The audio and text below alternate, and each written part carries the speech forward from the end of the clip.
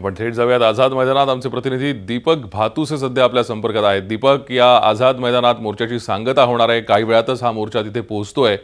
काय सध्या तिथे एकूण तयारी आहे या सांगतेसाठी आणि तिथे सभा होणार आहे? कोपर्डीतले नागरिक सुद्धा, सरपंच सुद्धा या मोर्चामध्ये सहभागी झालेत। मराठा क्रांती मुक मोर्चा या ठिकाणी मराठा समाजातले लोक या मोर्चात सहभागी झालेले उपस्थित आहेत। राजकारण असो किंवा सामान्य शेतकरी वर्ग असो आणि ज्या कोपर्डीच्या घटनेमुळे मराठा मोर्चाला सुरुवात झाली, कारण निमित्त झालं ते कोपर्डीतल्या घटनेमधून।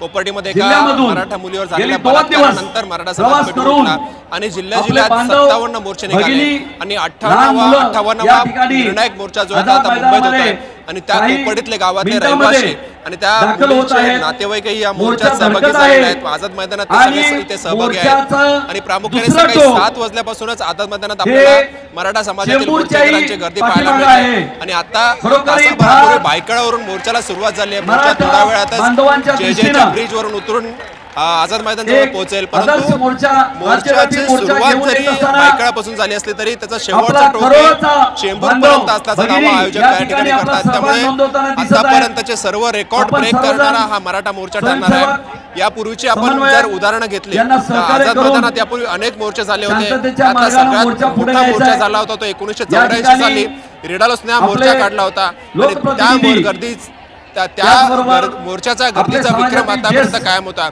परंतु आता मराठा महामोर्चा जो निघालेला आहे तो त्या मोर्चाच्या गर्दीचा विक्रमही मागे टाकेल आणि ऐतिहासिक असा विराट मोर्चा असेल जो मोर्चा महाराष्ट्रातील नव्हे तर भारतातील सर्व मोर्चांचे रेकॉर्ड तोडणारा ठरणार आहे। एवढ्या मोठ्या प्रमाणावर गर्दी या मोर्चाला आत्ताच झालेली आहे आणि आत्ता जी आयोजक या ठिकाणी माहिती देत आहेत त्यानुसार अजूनही लोक नवी मुंबईच्या दिशेने किंवा ठाणे जे उत्तर महाराष्ट्रातून येत आहेत ते ठाण्याच्या दिशेने मुंबईत अजून दाखल होत आहेत।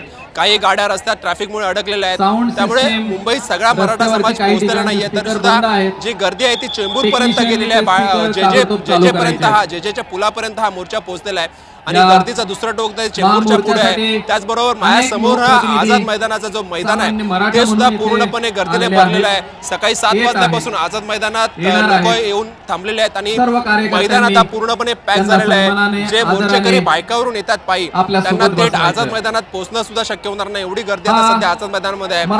आणि या मोर्चाचं विशेषण म्हणजे यात कुठल्याही घोषणा नाही आहेत, कोणाविरोधही आक्रोश नाहीये, मुक मोर्चा आहे आणि सहभागाबाबत म्हटलं तर महिलांचा मुलींचा सहभाग या मोर्चामध्ये मोठा आहे।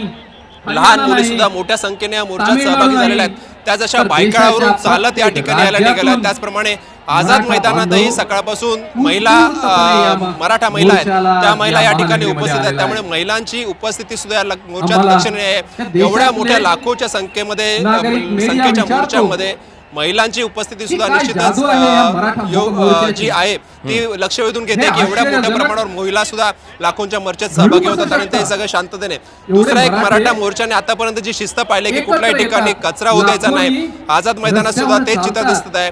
कुठलाही मोर्चेकरी आपल्या हातातील कचरा खाली टाकत नाहीये, जर कचरा टाकला तर स्वयंसेवक तातडीने तो कचरा उचलतायत, त्यामुळे कुठल्याही प्रकारची अस्वच्छता सुद्धा आपल्याला मोर्चात दिसत नाहीये आणि शिस्त जी आहे ती शिस्त सुद्धा मोर्चामध्ये आपल्याला दिसते। नक्कीच दीपक, धन्यवाद या माहितीसाठी। तुर्तास पुन्हा तुमच्याकडे येऊ ताज्या माहिती जाणून घेण्यासाठी आणि अपडेटसाठी। झी 24 तास रहा एक पाऊल पुढे।